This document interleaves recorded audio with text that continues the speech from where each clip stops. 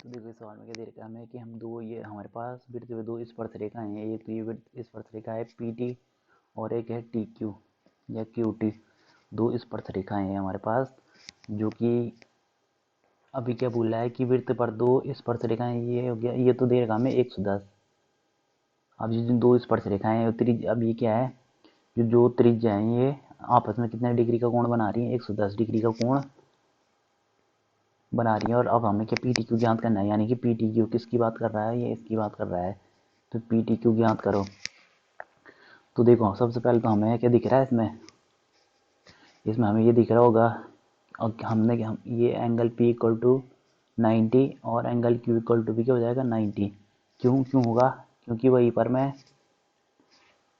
कौन सी पर में लगेगी इस पर कि 10.1 वाली, कि जो हमारे पास इस पर जो किसी भी वृत्त में जो हमारे पास क्या होते हैं, स्पर्शरेखा त्रिज्या रेखा के साथ क्या 90 डिग्री का कोण बनाती है। तो ये क्या होता है, हमेशा 90 डिग्री का कोण होता है। तो यहाँ पे दो स्पर्शरेखाएं हैं, एक ये है एक ये है। तो ये क्या करेंगे, त्रिज्या रेखा के साथ, त्रिज्या रेखा कौन सी है, ये R, जैसे कि ये भी है हमारी R है, त्रिज्या रेखा के साथ 90 डिग्री का कोण बनाएगी। तो यहाँ पे यही हो रखा है कि हमारे पास दो 90 हो गए, एक 90 तो ये हो गया, एक 90 ये हो गया, तो दो 90 है इसमें, तो दो 90 है। तो अब ये 90 हो गया, ये 90 हो गया, तो कितना हो जाएगा, ये 90 90 और 90, ये दो 90 हो गए, और ये साथ में 110। तो ये क्या बन रहा है हमारे पास, ये चतुर्भुज ही तो है ये PTQO। ये क्या बन रहा है हमारा, चतुर्भुज है। चतुर्भुज के चारों कोणों का योग क्या होता है 160, तो प्लस 110 और प्लस T एंगल, ये जो एंगल ये वाला, तो क्या है हमारे पास angle T। Angle T equal to कितना हो गया, टोटल में आके इनका कोण क्या हो गया 360। तो अब हम एंगल T इस प्रकार निकालेंगे इसमें। तो देखो सवाल को कैसे करेंगे, इसमें क्या लिखना है।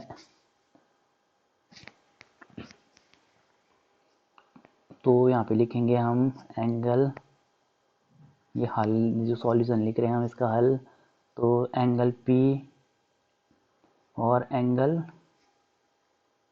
P इक्वल टू 90, और एंगल पूरा लिख दो उसे, पूरा angle OP T equal to क्या है हमारे पास 90 डिग्री, और एंगल OQT इक्वल टू भी 90 डिग्री। अब कारण लिख दो यहाँ पे, चूंकि जो स्पर्शरेखा है वो त्रिज्या रेखा के साथ 90 डिग्री का कोण बनाती है। किसी भी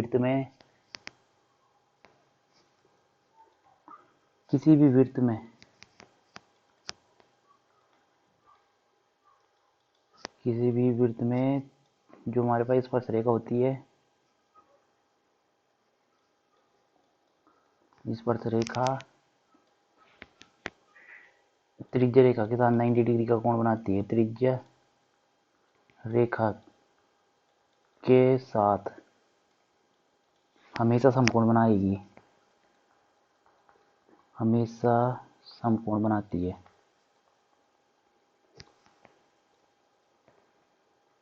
तो इसलिए ये हो गया, ये हो गया। अब देख रहे हैं हम, अब क्या है इसके में कि चतुर्भुज, कौन सा चतुर्भुज, PTQO या OP। तो अब चतुर्भुज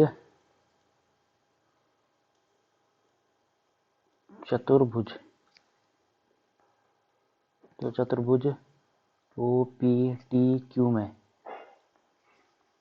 तो क्या दिख रहा है हमें इसमें, एंगल, यही एंगल OPT, सबसे पहले तो एंगल O या PO, ये भी लिख सकते हैं इसमें PO, ये जो हमें दे रखा है क्वेश्चन में, ये एंगल PO,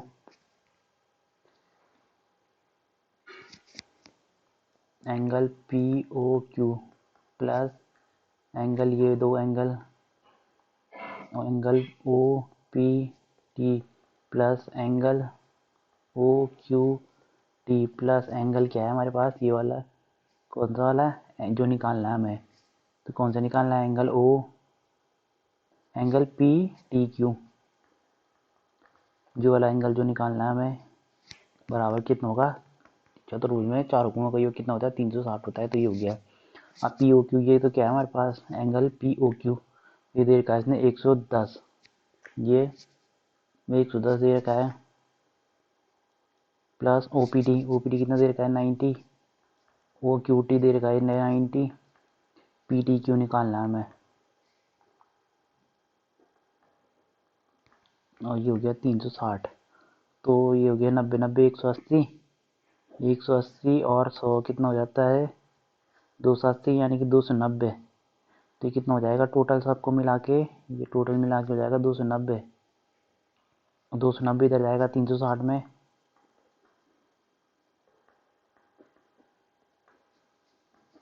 तो कितना बचेगा हमारे पास 70 डिग्री। तो ये इसका आंसर है। तो ये वाला हमारा आंसर आ गया।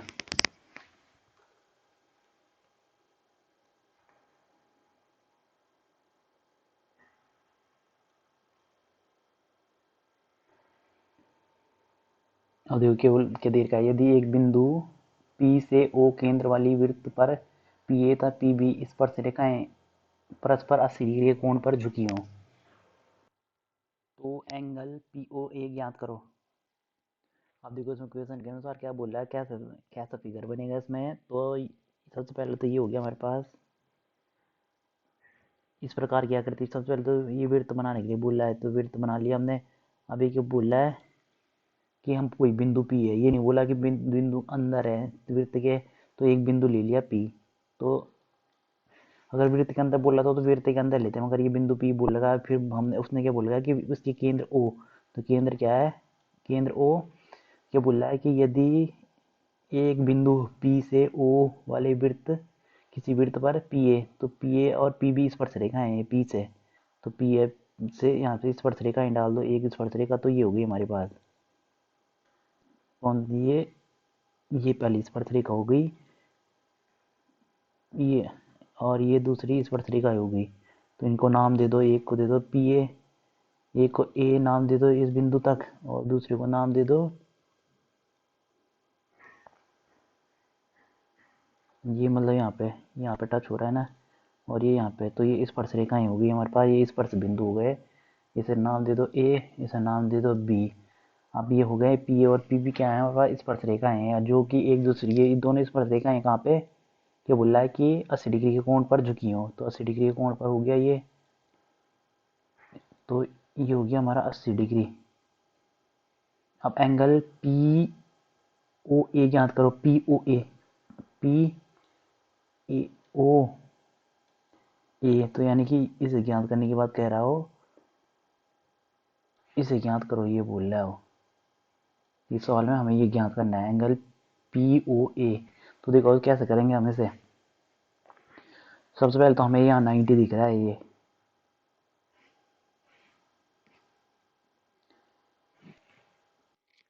अब ये 90 दिख रहा है, तो ये भी हमें 90 दिख रहा है, तो इसे भी मिला लो यहाँ, ये क्या बना दो चतुर्भुज। हम ऐसे क्यों कर रहे हैं, इसे करने का कारण है हमारा, ताकि हम angle A plus angle B और प्लस एंगल O तो निकालना है हमें, मतलब एंगल O से तो हमें मिलेगा जो भी, और एंगल P, इन्हें जोड़ के हमें क्या मिल रहा है 360, तो हमें क्या मिल जाएगा इससे, ये मिल जाएगा एंगल O। और फिर एंगल O को हम, तो उसके बाद एंगल O का हम हाफ करेंगे, क्यों करेंगे अभी हम इसे बताएंगे कि ये दोनों त्रिभुज, ये वाला त्रिभुज और ये वाला त्रिभुज सर्वांग सम सिद्ध करेंगे हम। तो देखो सबसे पहले तो हम हमें जो भी बोल रहा है ये, तो ये तो हो गया हमारे पास, ये निकालना है ना हमें, तो ये हो गया हमारे पास सबसे पहले ये 19, हम क्यों क्या लिख देंगे कि हमारे पास क्या है PA, जो OA लंब है, OA लंब है PA पर, तो ये क्या हो जाएगा OA लंब है PA पर, और दूसरा हो जाएगा, तो इससे क्या होगा, यानी कि एंगल A क्या है हमारे पास, एंगल A है हमारे पास, ये जो एंगल A है 90 डिग्री। फिर इसी प्रकार क्या है हमारे पास OB लंब है किस पर, पी बी पर, तो एंगल बी इक्वल टू क्या हो जाएगा हमारा 90 डिग्री। जब ये देखो दो 90 डिग्री के कोण हो गए, यानी कि अब फिर क्या है हमारे पास, क्या देर का हमारे पास, अब कौन से चतुर्भुज, अब हम क्या लगाएंगे,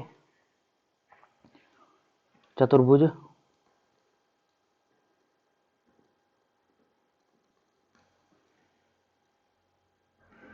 चतुर्भुज ओ ए पी बी में। तो हमें क्या दिख रहा है यहाँ पे, angle A plus angle O plus angle B plus angle P. Angle P यानी कि इस एंगल की बात, एंगल ए यानी कि इस एंगल की बात कर रहा हूँ मैं।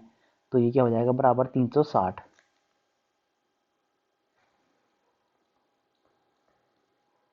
अब एंगल ए तो ये भी 90 था, एंगल बी भी 90 था, एंगल ओ का हमें पता करना है, एंगल पी के दीर्घा में 80।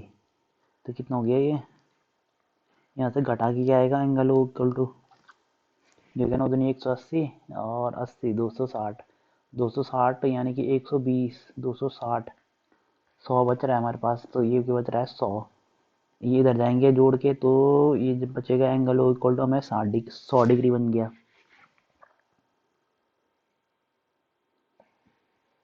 अब देखो आगे, ये हो गया हमारे पास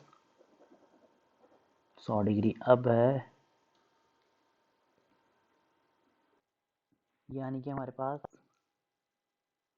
ये क्या आ गया हमारे पास, पूरा यहाँ से लेकर यहाँ तक ये हमारे पास 100 डिग्री आ गया। अब देखो हम यहाँ पे कैसे करेंगे, अब हमें ये एंगल निकालना है, हमें ये 100 तो मिल गया, मगर ये इतना इतना चाहिए सिर्फ हमें तो हमें सिर्फ इतना ही इतना चाहिए।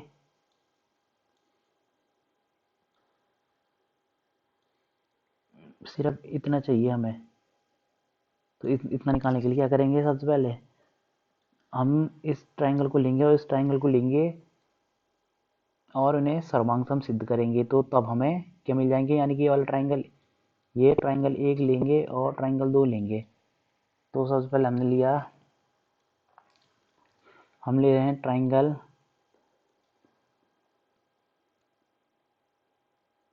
ओ ए पी में। तो ट्रायंगल ओ ए पी ले लिया, ट्रायंगल ओ ए पी हुआ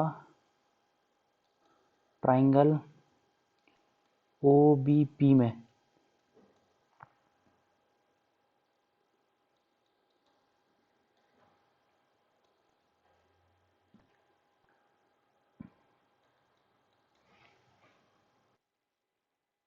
तो देखो ट्रायंगल एक और दो में क्या क्या मिल रहे हैं हमें, ट्रायंगल ए, ये angle A equal to angle B equal to क्या है हमारे पास, सबसे पहले तो 90 डिग्री है, एक कोण समान आ गया।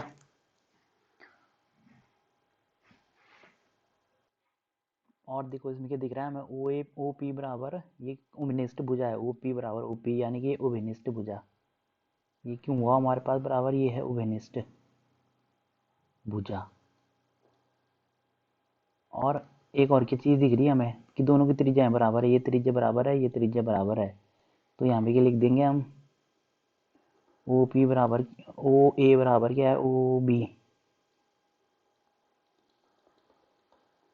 तो ये क्या है हमारे पास बराबर त्रिज्या, तो ये दोनों त्रिज्याएं हैं, तो ये बराबर होंगी। अब हमें क्या दिख रहा है, एंगल आ गया और साइड एंगल, साइड वाली क्या लग गई इसमें, सर्वांग समता। तो ट्राइंगल ए, ट्राइंगल कौन सा ट्राइंगल, ओ ए पी।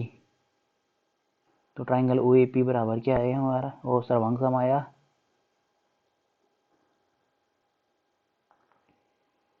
सर्वांग सम आया ट्राइंगल ओ बी पी के। तो अब जिस कौन सी सर्वांग समता लग गई इस पे, साइड एंगल, साइड वाली।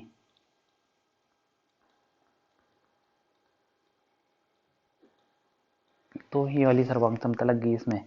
अब देखो, तो यानी कि हमारे सारे कोण, सारे भुजाएं क्या हो जाएंगी, बराबर हो जाएंगी। तो इसलिए हमारे पास क्या होगा, हमने ये कितना सिद्ध किया, ये टोटल हमने 100 सिद्ध किया था ना। ये हमने पूरा टोटल, ये जो भी है वो हमें हमें ट्राइंगल क्या मिला था, ट्राइंगल कौन सा ट्राइंगल, ट्राइंगल ओ। तो ट्राइंगल ओ इक्वल हमें 100 मिला था, यानी कि अब हमारे पास दोनों कोण बराबर होने चाहिए।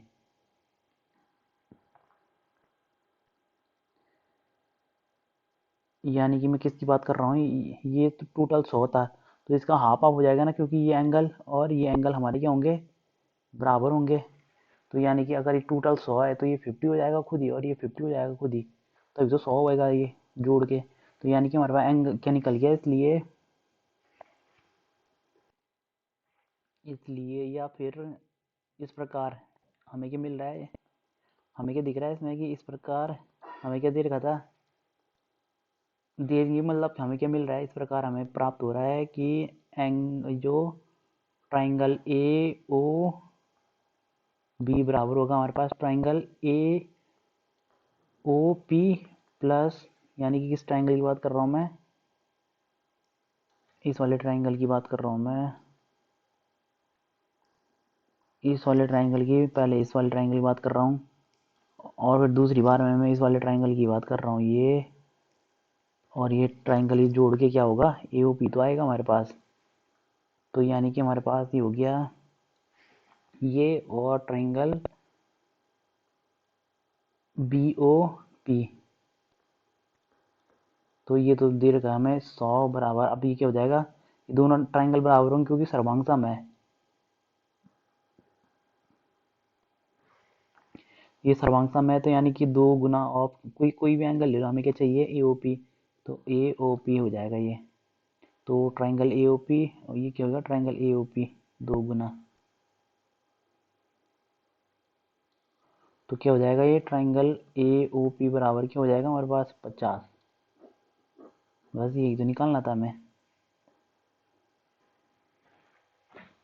हमने मतलब ये इसमें ये ट्राइंगल ए कर दो को क्या किया, सर्वांग सिद्ध किया, तो यानी कि इसकी सारे जितने भी यानी सारे कोण तो बराबर आएंगे और उनकी सम्मुख भुजाएं भी बराबर आएंगी, दोनों त्रिभुजों की संगत भुजाएं और संगत कोण बराबर आएंगे।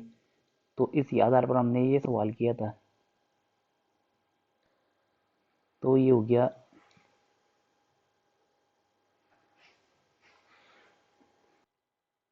अब देखो ये चौथा सवाल है, देखो ये चौथे सवाल में क्या बोला है कि सिद्ध कीजिए कि किसी वृत्त के किसी व्यास के सिरे पर खींची गई स्पर्शरेखाएं समांतर होती हैं। तो क्या बोला है हमारे पास, सबसे पहले कि हमारे पास कोई वृत्त है, तो ले लो ये वृत्त, तो ये एक वृत्त ले लिया हमने। अभी क्या बोला है कि इस पर किसी वृत्त के किसी व्यास के सिरे पर, तो व्यास कहाँ होता है हमारे पास, ये तो होता है हमारे पास व्यास के सिरे, सिरे यानी कि ये और ये, तो व्यास के सिरे पर जब हमने स्पर्शरेखाएं खींची, ये होगी एक स्पर्शरेखा और ये होगी दूसरी स्पर्शरेखाएं, तो ये क्या बोला है कि परस्पर समांतर होनी चाहिए। तो यानी कि ये इस नाम दे दो ए, कुछ भी नाम दे दो इन्हें,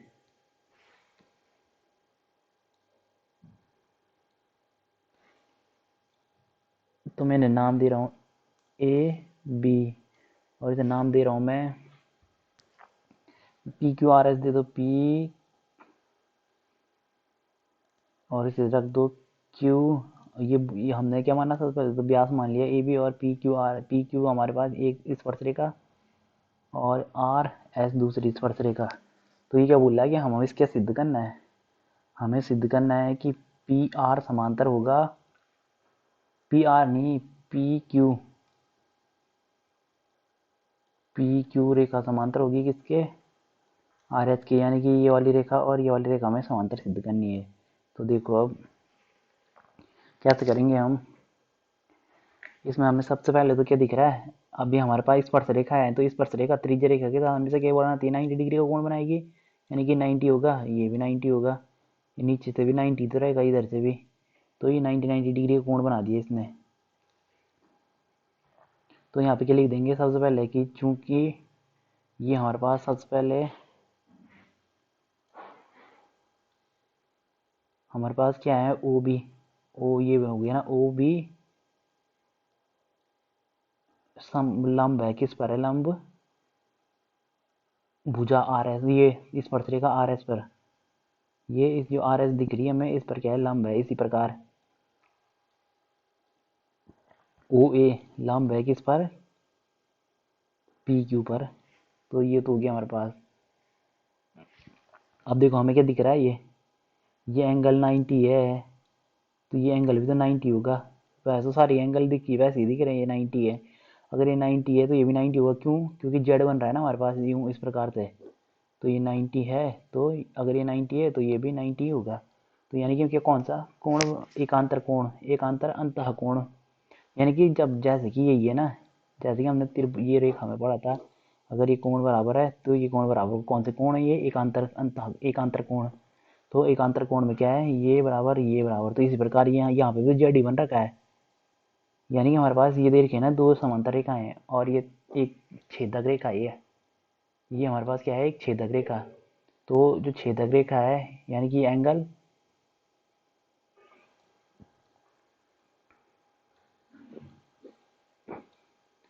यानी कि ये एंगल और कौन सा एंगल,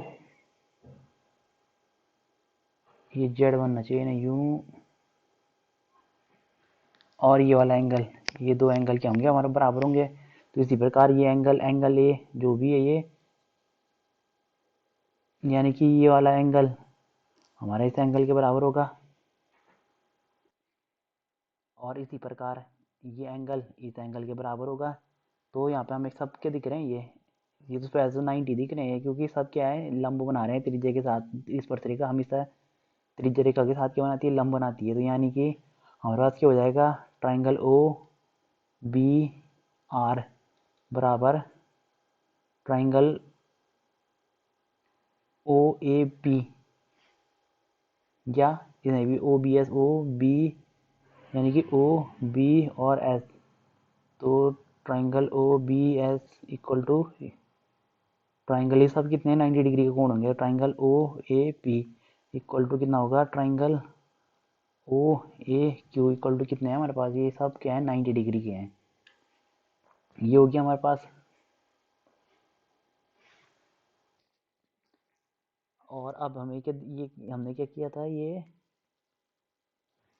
ये समान, ये और ये वाली क्या होंगे, बराबर होंगे ये वाले एंगल। तो इन्हें भी लिख दो, एंगल आर बी ओ बराबर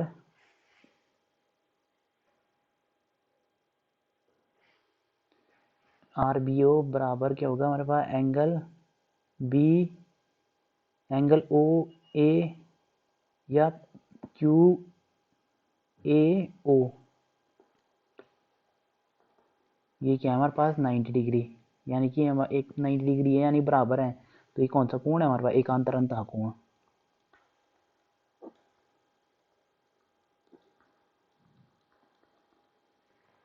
अब इसी प्रकार ये वाले भी होंगे, ये वाला एंगल और, यानी कि ये वाला एंगल और ये वाला angle, S B O equal to angle P A O, ये भी क्या है हमारे पास, एकांतर अंतः कोण। तो ये हो गया हमारे पास। अब हमने क्या देखा था कि जब हमारे पास दो अंतः कोण आ जाते हैं बराबर, तो यानी कि इसमें एक क्या होगी, ये तिर्यक रेखा होगी जो इसे क्या कर रही होगी, विभाजित कर रही है। तो कौन सी है, ये वाली। और ये क्या होंगे हमारे पास, यही तो सीखा था हमने कि जब हमारा ये, अब उसको उल्टा हो रहा है ना, हमने क्या देखा था कि जब भी हमारे पास क्या होते हैं, दो समांतर रेखाएं और उसमें तीसरी समांतर रेखा काटेगी और उसमें क्या होंगे ये, और ये बराबर होंगे। तो वही तो जेड बन रहा है, यानी कि तो इसलिए क्या हो जाएगा हमारे पास, ये दोनों रेखाएं भी तो समांतर ही होंगी, ये वाली और ये वाली। क्योंकि ये वाला एंगल इसके बराबर है, ये वाला एंगल इसके बराबर है, यानी कि ये समांतर की कंडीशन है। तो क्या लिखना है यहाँ पे, एकांतर अंतः कोण बराबर है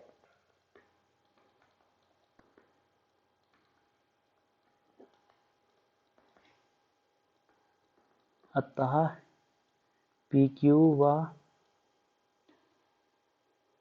व आर एस रेखाएं बराबर होंगी, आर एस रेखाएं समांतर होंगी।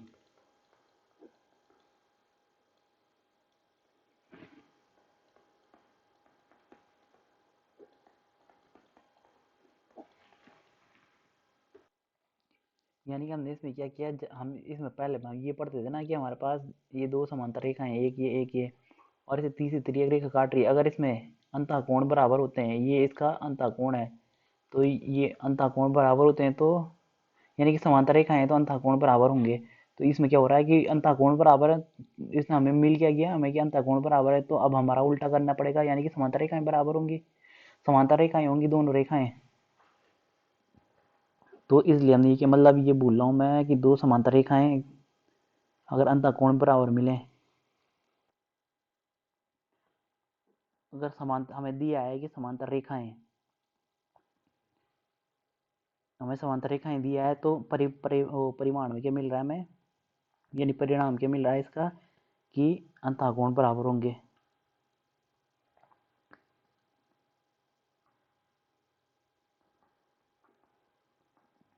एक का था तो ये हमारे पास, अब क्या कर दिया उसने, उल्टा दे दिया, अब क्या आ रहा है उसने अंतःकोण दे दिया हमें, कि बोल दिया कि अंतःकोण बराबर है, तो बराबर है, तो जब अंतःकोण बराबर, अब क्या रखना, ये वाली नीचे वाली कंडीशन दे दी तो हमें ये वाला तो प्राप्त होगा ऊपर वाला, तो इसका परिणाम क्या होगा कि समांतर रेखाएं होंगी।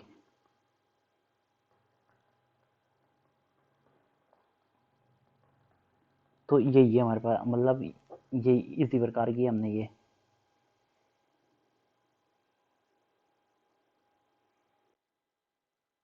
तो ये वाला सवाल हो गया समाप्त।